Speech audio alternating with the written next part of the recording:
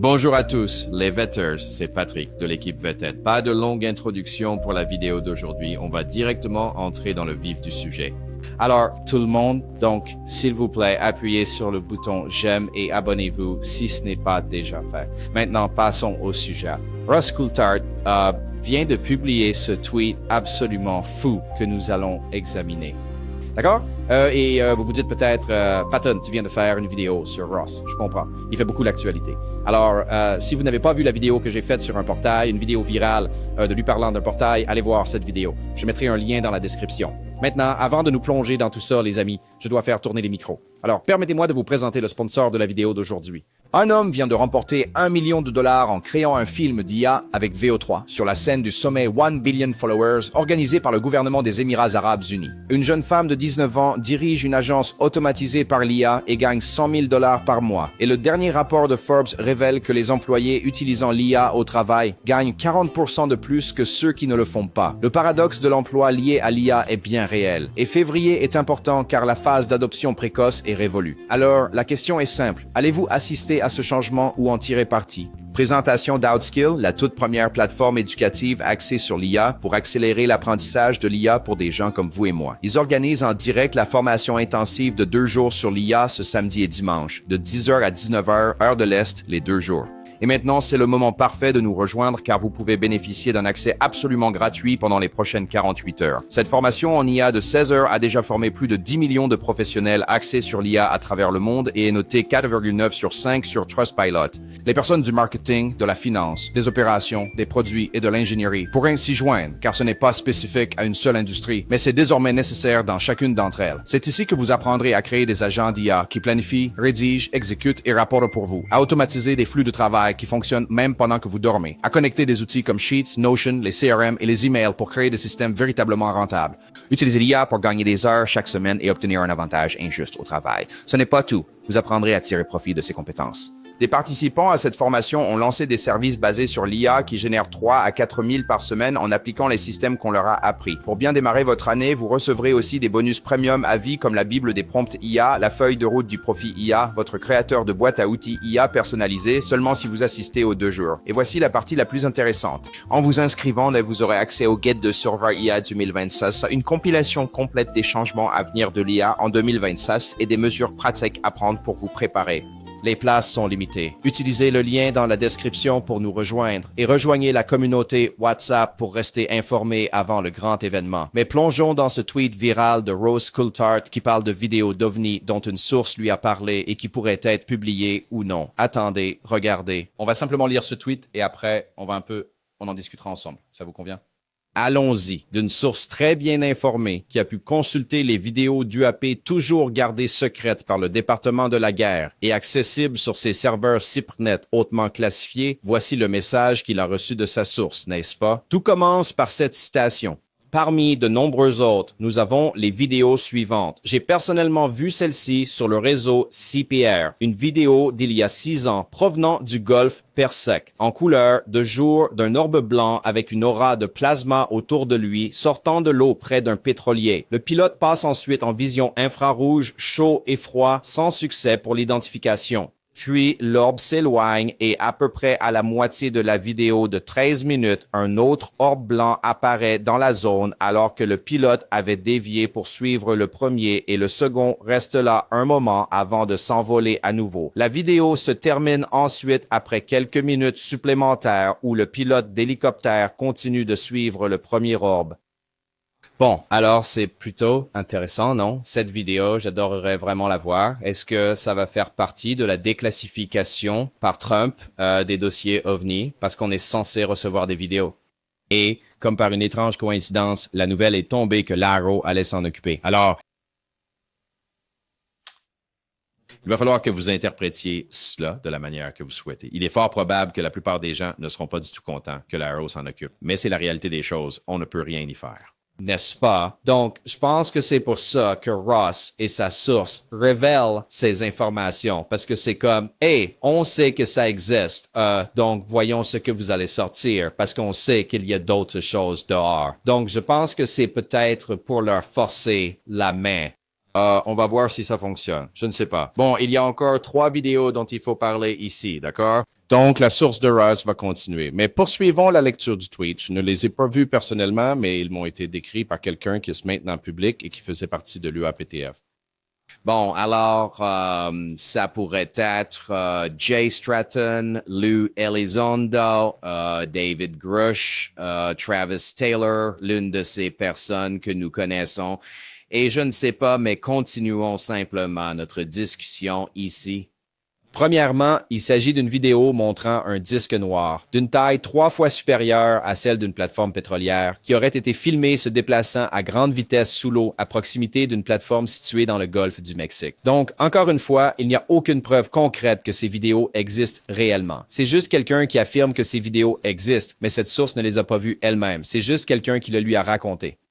Et cette même histoire de ce disque à propos de ce pétrolier, Lou Elizondo l'a déjà raconté. Donc, ce n'est pas un bon signe, si je suis honnête. Tout ce qui est lié à Lou à ce stade n'est pas un bon signe. Il y a une vidéo de très haute résolution je ne peux pas vous dire de quelle plateforme elle a été extraite, ni d'où elle a été filmée, d'accord? Mais un objet qui, savez-vous quelle est la taille d'une plateforme pétrolière en mer? Elles sont immenses, n'est-ce pas? Oui. C'est presque comme une petite ville, non? C'est comme un pâté de maison. Ils sont immenses. Ce sont des choses énormes. Il y a une vidéo qui montre l'un de ces objets sous l'eau qui passe. La vitesse a été calculée entre 450 et 550 nœuds sous l'eau et il était plus grand que la plateforme pétrolière qu'il dépassait parce qu'on pouvait voir la plateforme pétrolière dans la vidéo et on pouvait voir cette chose passer juste à côté. Mon Dieu, ouais, il y en a beaucoup, n'est-ce pas? Beaucoup d'entre eux sont signalés comme étant transmédium. Alors, j'espère que c'est quelqu'un d'autre. Mais continuons, parce que ça devient intéressant. Numéro 2, une vidéo d'un B-52 où un disque s'approche, ralentit pour maintenir le rythme, puis s'éloigne à toute vitesse à la fin.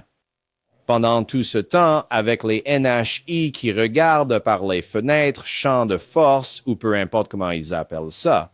Quoi? Sérieusement? Regarder par les fenêtres? Vous pouvez voir les NHI regarder par la fenêtre dans cette vidéo. Pourquoi ça? Pourquoi ça sort maintenant? Ils ne pouvaient pas nous le dire avant, hein? Alors c'est ça, c'est le problème, hein? Il y en a un autre, alors restez avec moi. Mais c'est ça le problème avec tout ça, hein? Ça, ces choses que vous, les gens racontent, c'est comme hey, « Pourquoi ce n'est pas sorti avant? » Je ne vois pas d'autre meilleure façon de le dire. C'est ça qui est si frustrant.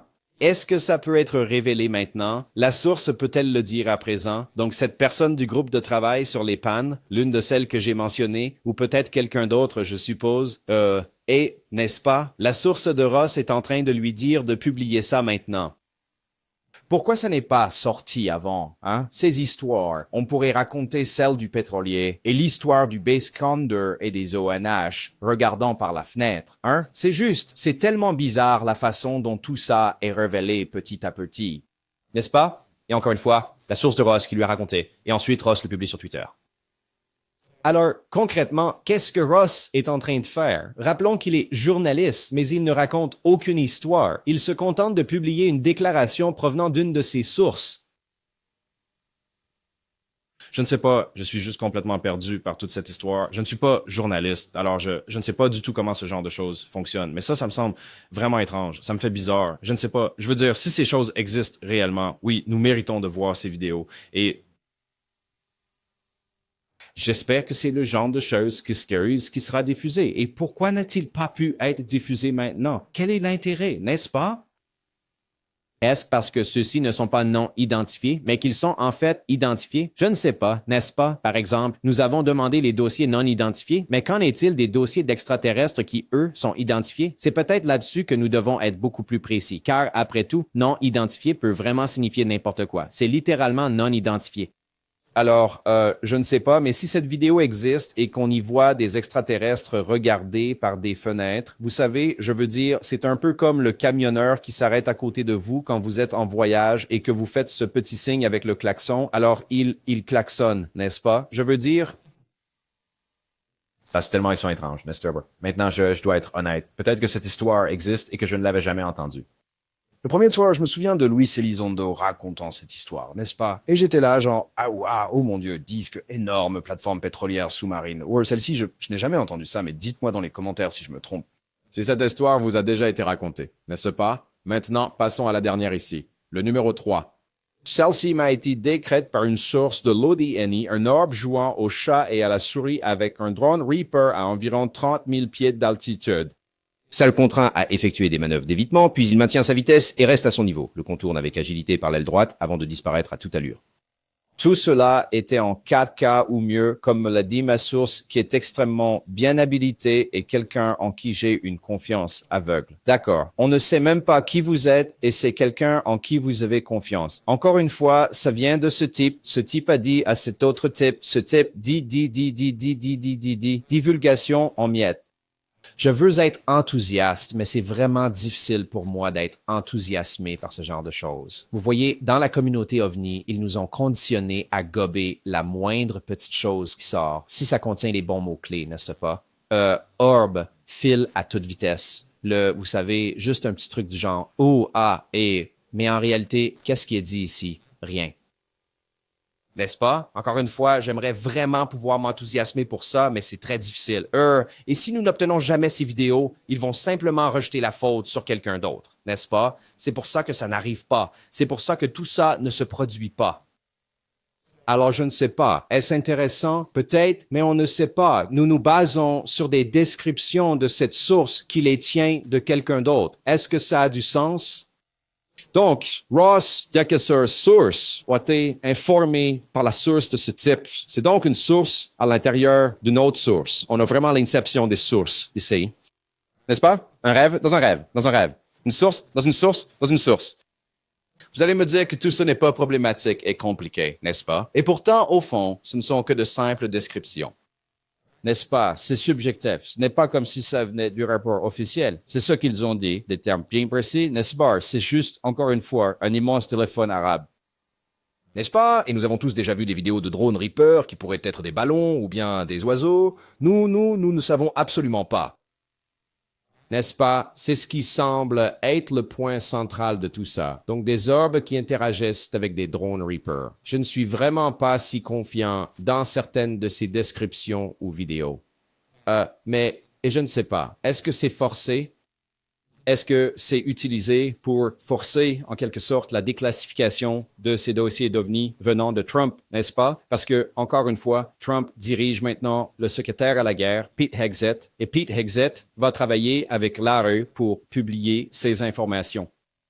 Alors, je pense qu'ils disent « Hey, c'est ça le truc, nous savons que ça existe, vous avez tout intérêt à diffuser ces vidéos. » Oui, je crois que nous voulons tous savoir si ces vidéos sont bien réelles et si elles correspondent exactement à la description. Si c'est le cas, nous serions plus qu'heureux de les voir, et en 4K ou mieux.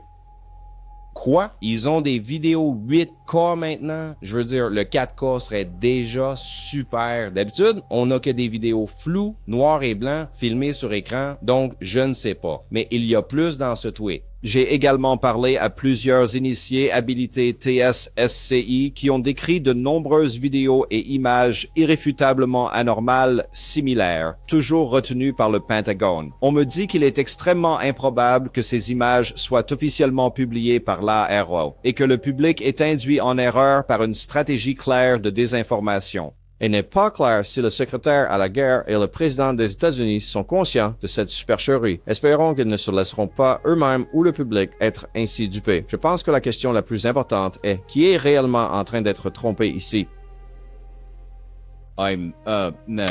Qui est réellement en train de nous tromper au juste, n'est-ce pas? En tant que public, nous n'avons absolument aucun moyen de le savoir, n'est-ce pas? C'est encore une fois ce genre de truc. Fais-moi confiance, mon pote. Quelqu'un en qui j'ai une confiance aveugle que, vous savez, mes sources me disent ça et je dis juste que la preuve est dans le pudding et je ne prends rien de tout ça au sérieux tant qu'il n'y a pas de preuve. Je suis pas vrai? C'est un peu comme dire, belle histoire, mon gars.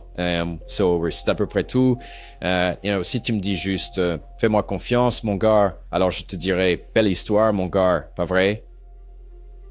C'est fondamentalement là où nous en sommes. Mais les gens sont en train de s'affoler à cause de ce tweet et de ses contenus vidéo. Mais qu'y a-t-il à s'affoler comme ça, Bert? Nous n'avons rien vu. N'est-ce pas? Encore une fois, on nous affirme que quelque chose existe et on nous dit, en toute légitimité, de simplement faire confiance.